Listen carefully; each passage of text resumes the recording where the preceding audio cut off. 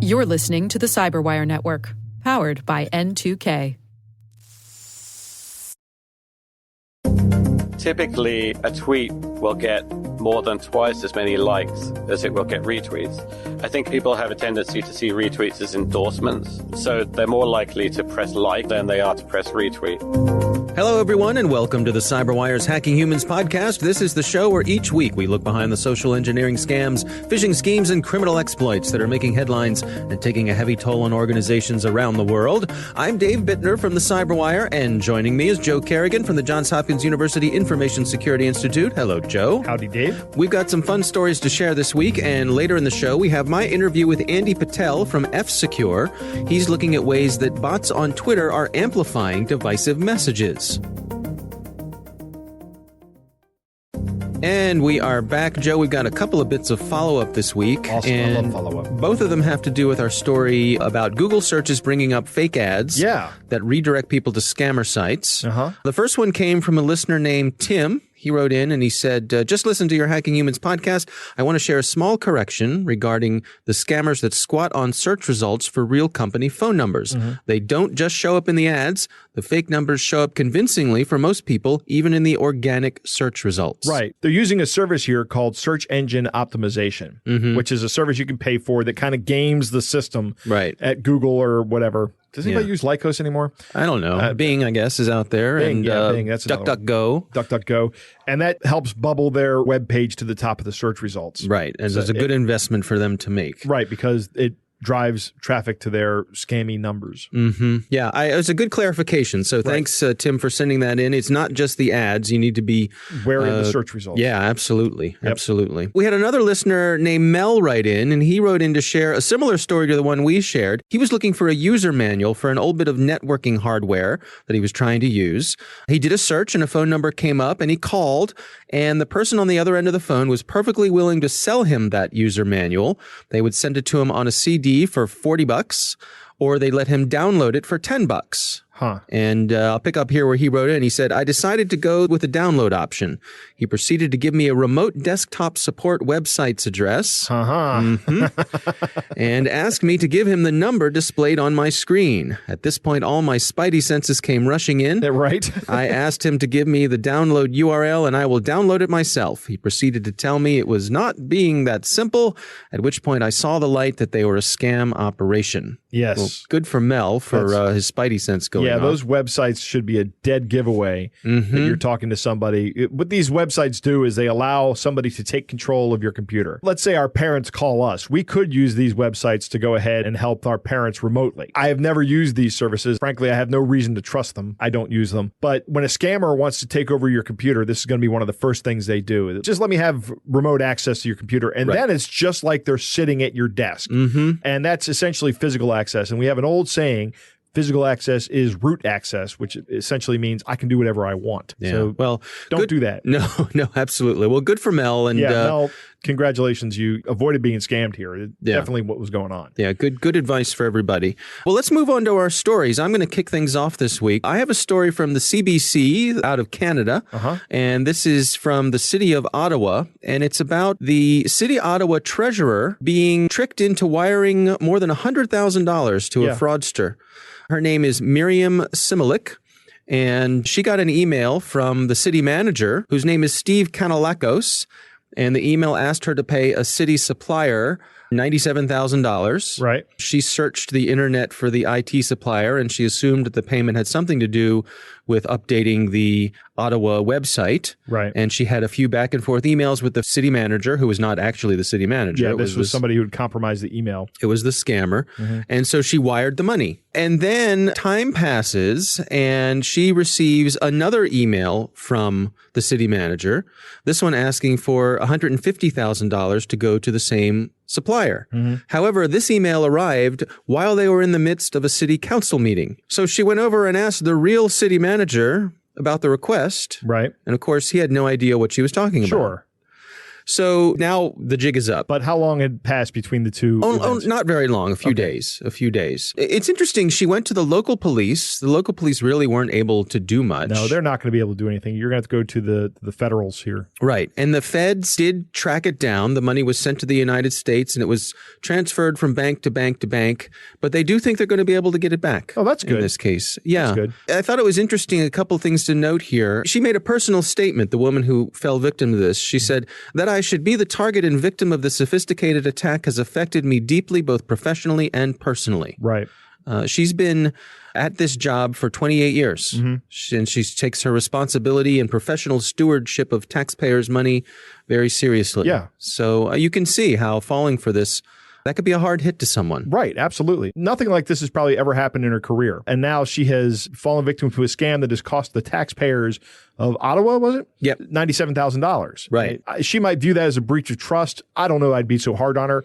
This is some malefactor going after you because you're an easy target, and you're falling for a scam that is not uncommon. And you're falling for it for a large amount, but by no means is this close to the largest amount we've seen. No. Now, it's interesting.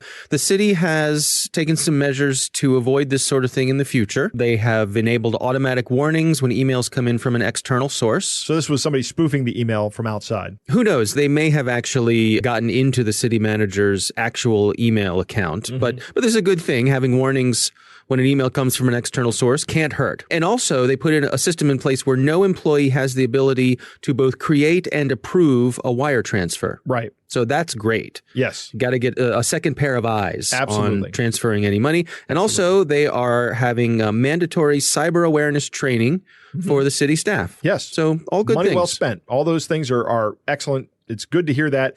I think it's far less likely that the city of Ottawa will have a similar event. I'm not saying it's unlikely, it's just less likely than it was 2 weeks ago. Yeah, it's a hard lesson to learn, and hopefully they'll get most of the money back. I hope they get the money back. All right, well, that's my story. Joe, what do you have for us this week? My story is kind of similar, but it's actually more of a macro look at things. Lindsay O'Donnell over at Threat Post is talking about the FBI releasing the Internet Crime Report from the Internet Crime Complaint Center. Oh, okay. IC3 for 2018. And business email compromise in 2018, which is what we're talking about in your story, has cost victims $1.2 billion in 2018. Okay. And that is up from a paltry $675 million in 2017. So almost doubled. Doubled. Yeah, wow. Other scams like extortion, tech support fraud, payroll diversion, those kind of things have increased as well. In 2018, the FBI received over 350,000 complaints with total losses exceeding $2.7 billion. Wow. That is an average of $7,700 per incident. Now, what is missing from this report and what I'd like to see is the median. Okay. The average as a mean is just something you can derive from these numbers, right? But the median, I'd like to know where the median falls in this, and the FBI doesn't publish that. So I'd like to see that statistic there, folks over the FBI, if you're listening. I'm sure they'll get right on it for us. Yeah. Joe, what's that? Let's do it. But here's what's interesting. In 2017, the total loss was half of that, like $1.4 billion. But the amount of complaints was still 300,000, so kind of close. Meaning that the average amount lost has gone from 4,600 in 2017 up to 7,700 in 2018. Which means these criminals are realizing that these things work. Yeah. And they're going after bigger amounts. So they're getting bigger hits. They're getting bigger hits. Okay. Yep. Business email compromise is growing, and we heard about that story that you just told. Also, personal accounts are being compromised. Vendor emails are being compromised. Spoofed lawyer emails, requests for W-2s, and we've talked about this before, the targeting of the real estate sector. Right. Because that's a place where a lot of money changes hands. Big money. Yeah. Big money. And people are really focused not so much on security, and it's a very dispersed, and there's not a lot of control over the environment in brokerage offices and things of that nature. And that's a disorienting day. The day you buy a house. Yes, it is. There's just a lot going on. Yes, it so is. you can understand. Yeah. My policy on this is if you're going to buy a house or sell a house, that you tell everybody up front, I'm not wire transferring anything. I will have cashier's checks for everything that's going to happen. Okay? That way you can't get scammed by somebody saying, okay, here's the new details for the account to wire the money to. I'm going to wheel in a wheelbarrow full of rolled quarters to buy this house. Yeah. I bet you couldn't lift a wheelbarrow full of rolled quarters. Probably, I don't know. Probably not. Goals, Joe, goals. Goals, right. Gift cards are a big part of the scam. I was talking at an event with the Cash Campaign of Maryland a couple days ago. What's that? That's a group of people that provide services to low and middle income people here in Maryland. And they provide like financial advising services and tax preparation services. I see. Yeah. And they help people start small businesses as well. Oh, nice. Which is great. But one of the things I said that they should know and that everybody they work with should know is that when somebody is asking for some kind of payment in gift cards, that is a scam. That should be a huge red flag. I mean, there should just be red flags everywhere whenever somebody says, hey, you can pay me with gift cards or I need you to pick up gift cards. Nobody accepts gift cards as a form of payment. Right. So Lindsay O'Donnell talked to a researcher from Agari, and he said that the gift card scam usually nets about 70% of the value of the gift card in Bitcoin, which I think is an impressive amount. I mean, if I scam somebody out of $100 and I get $70 for that, that's pretty good return on my scam, I would think. I would thought it would have been less. So the cost of the laundering of the money, the conversion to Bitcoin is about 30%. 30%. Interesting. The FBI report talks about ages as well. Okay. Let's talk about that. Who do you think was the biggest target and lost the most money if you were going to pick an age group? Off the top of my head, I would say the elderly. That's right, 60 plus. I thought about why is that the case? And the answer is they're actually people with the most money, I think. The other problem is they're also the most vulnerable. If you're a scammer and you're fortunate enough to get a hold of somebody who has like the beginning part of dementia and may not even be aware of it, they may not have been diagnosed with it. Right. I'm sure you can clean that person out. Yeah, that makes you successful, but that also makes you a horrible person. Yeah. The FBI report, we'll put a link in the show notes. It's an interesting report, a lot of statistics. I'd like to see the median. I really would. Yeah. All right. Well, we'll send out the bat signal to the FBI. I'm sure they'll get right on that for you, Joe. I know. They're over there right now. So many listeners to our show from the FBI. All right. Well, good story. It's time to move on to our catch of the day. Joe, our catch of the day this week comes from a listener named Ian. And Ian uses a dating app called Grindr. Are you familiar with Grindr, Joe? I know what it is. All right. Well, Grindr is an app for men who are looking for dates with other men. Yep. And apparently it has not escaped the attention of scammers. And Ian sent us a transcript of a chat session that he had with someone who reached out to him looking for a date on Grindr. Now, before we dig in here, Joe, are you familiar with the term sugar daddy? Yes, I think I'm familiar with it. What do you suppose it is? So if I'm someone's sugar daddy, then I buy them a lot of nice things. Right. You take care of them. Yes. You look out for them. Right. You're someone who's well off, a person of means. A person of means, yes. And you're looking, I suppose, in a dating situation, you'd be looking for companionship. Right. In exchange for that companionship, you would be able to provide diamonds and such. All the comforts of easy living for that person. Yes. So, Joe, you're going to play the part of Ian, who is the person. Listener. He's the one who sent it in. Right. And I will be Daddy Kevin, the person who's trying to scam Ian. And it seems like Ian was on to this scam pretty quickly. And it goes like this. Hi, how are you doing today? I'm good, thanks. How are you, sir? Great. What are you looking for? Whatever, really. I don't have high expectations here. What about you? Looking for a sugar baby who's going to be honest and straightforward, and I'm going to take good care of him with my money and care. I don't need the money, but I'm all about the care. Okay. Can you run errands for me? Yeah, sure. Like what? Like getting me Apple Store gift cards, and I'm going to be paying you $200 as your daily allowance. Honey, I have an online investment, so I change Apple gift cards to Bitcoin to invest on it, honey. I have so much on the investment, and I can't afford to lose so much dollars at this point. Yeah, how can I help you out, Daddy? As a sugar daddy, my main responsibility is making sure you're financially stable, so I'll be giving you an allowance of $200 every 4 days, which will make about $1,000 every month. I guess that's okay by you. What institution do you bank with? Deutsche. That works for me. German bank? Of course. They are good at hiding money. Don't worry, the FBI won't find out. And that's where it ends. So clearly, Ian was on to this pretty much from the get-go. I would say the part with the Apple Store gift cards probably tipped him off. Right. Or probably just being approached by somebody who says they want to be a sugar daddy, right? Yeah. I mean, Well, interesting, too, that, along with this, as these things happen, came some photos of, I got to say, a very handsome, dashing-looking man. Yeah, this is not the guy sending you the pictures or sending you the messages. Willing to bet it's not. Right. No. So, all right. Well, that is our catch of the day. Thanks to Ian for sending us in. That's a fun one. Coming up next, we've got my interview with Andy Patel from F-Secure. He looked into ways that bots on Twitter are amplifying divisive messages. And we are back. Joe, I recently had the pleasure of speaking with Andy Patel. He is a researcher over at security company F-Secure, and he's done some really interesting work looking into the ways that bots on Twitter are being used to amplify divisive messages. Here's my talk with Andy Patel. I saw a couple of troll accounts while I was browsing through probably a search of Brexit. And I had a look at the account, and then I started having a look at who was following the account. And I sort of noticed a lot more of these very new, some like egg accounts, lots of descriptions, looked similar in certain ways, and lots of use of similar hashtags. So I had this idea to just sort of crawl that space, seed my crawler with a couple of these nobody accounts that I saw actually trolling.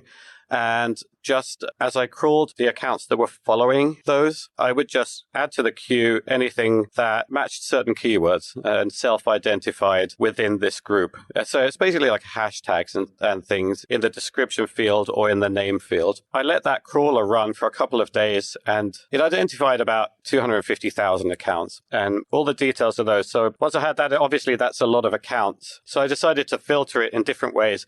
And I actually found about 2,000 accounts that were really new. So they were created in March. Actually, I did this research right at the end of March. So they were created in March of 2019 or after. And I decided to just see what these accounts were doing. So Twitter has a streaming API call where you can give it a list of account IDs, and it will follow those accounts. It will return you any tweet that those accounts publish, or any tweet where those accounts are mentioned. So I left that running for a couple of days to see what those accounts were doing. And it turned out that they were actually heavily amplifying just a few other accounts, which were also very new. Well, they were actually amplifying a lot of sort of big name pro-Brexit and like sort of US right-wing accounts. But if you strip those away, and again, I just looked at which accounts they were amplifying that were new, I found a small handful, I think dozen or so, that included like an account that was pretending to be somehow affiliated with UKIP, and accounts that had, within the few weeks of them being alive, tweeted 10,000 times and stuff like that. So it was, to me, pretty obvious that these are like non-authentic behaviors. And so I just decided to write it up. And it made sort of an interesting bit of research. With the filtering that you did here, what did these accounts have in common? Do they come from the same source? Are they retweeting each other? Is it a circular type of thing? What patterns came out of your research? Those accounts that were being amplified, to be honest, a lot of the very new accounts in that list were mostly just retweeting. If you looked at the 2,000 accounts themselves, out of the last 200 tweets they published, 190 or more would be retweets. Certainly, many of those 2,000 accounts were publishing original tweets, meaning that to a certain extent they were being controlled by actual human operators. Was there anything that came out of your research that was particularly surprising? I was actually surprised about the whole thing, to be honest. It's a lot of hit and miss trying to understand how to see underneath the most amplified content on the platform. If I collect a stream of tweets and then look at the data, I'm going to count things. I'm going to count, okay, how many times did I see this hashtag? How many times did I see this user tweeting? How many times was this user retweeted or replied to or quoted or mentioned? And of course, those lists are very long if you collect data even for a day or two.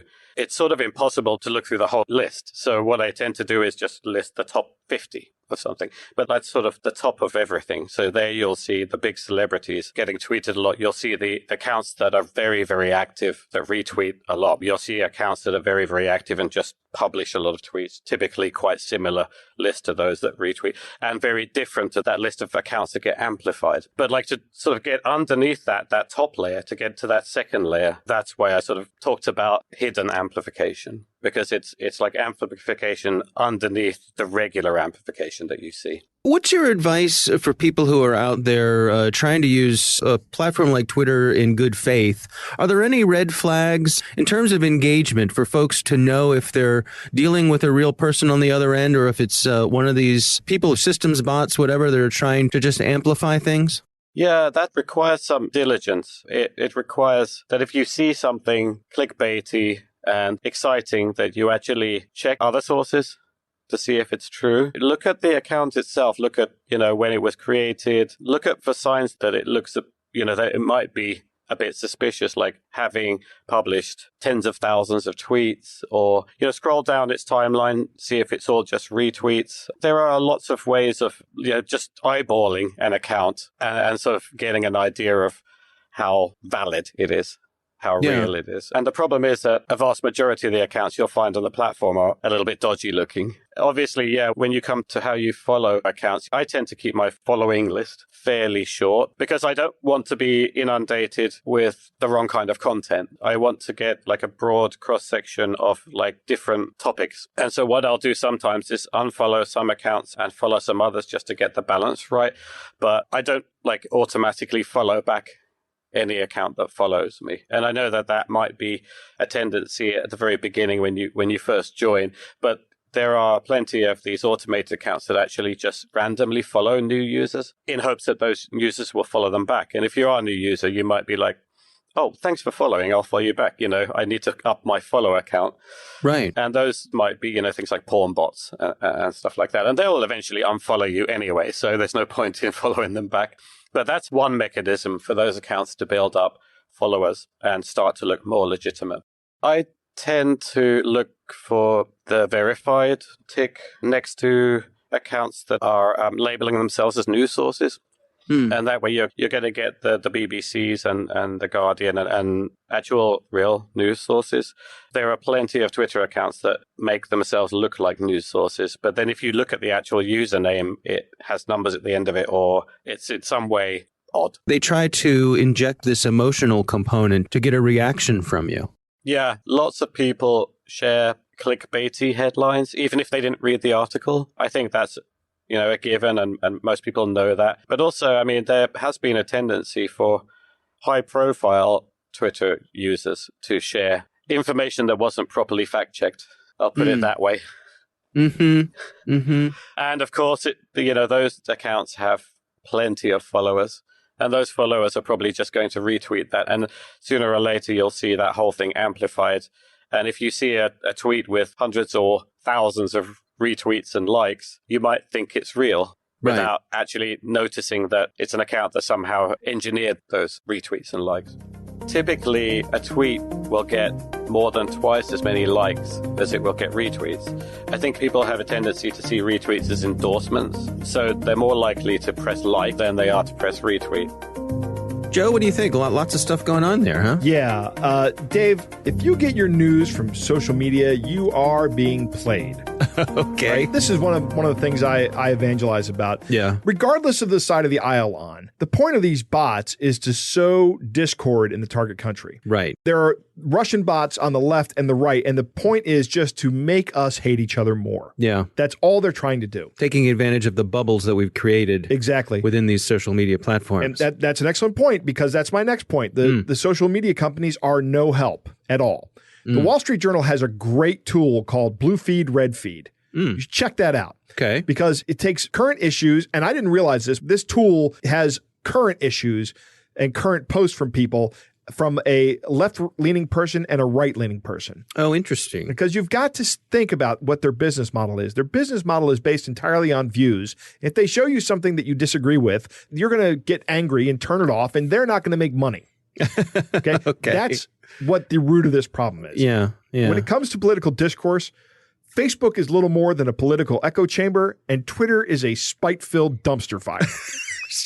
Don't hold back, Joe. Tell us how you really feel. This is how I feel about both these places. Okay. The suggestion to follow only real news services on Twitter, I don't even recommend that. Don't follow any political stuff on Twitter. Don't get your political news from Twitter. Don't get it from Facebook. Go directly to the sources. Whatever source you trust and has journalistic integrity, and that's incumbent upon you, dear listener, to figure out which site has journalistic integrity. How do you avoid it? Like I say, just consider all of this stuff garbage. Don't even look at it. You know people like this on Facebook and Twitter that share political stuff, and you get, there they go again. I can think of one person right now. When I think of who on the left does this, I have one friend that's always posting anti-Trump stuff. When I think of who on the right, I got another friend that's always posting pro-Trump stuff. Right.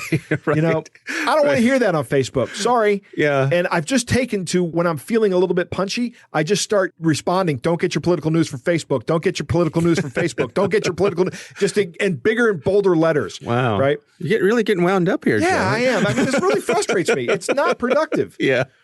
All right. I like his suggestion. Never follow a hot rando, because why are they contacting you? That happens to me on Twitter and Instagram from time to time. His research all focuses on Twitter, and I didn't talk much about Twitter in my rant here, but it happens on all these social media platforms. My Twitter presence is not that big, so I don't see a lot of this. But yeah, don't follow people back just because they followed you. Yeah, follow people because you think they're interesting. Right, exactly. Yeah.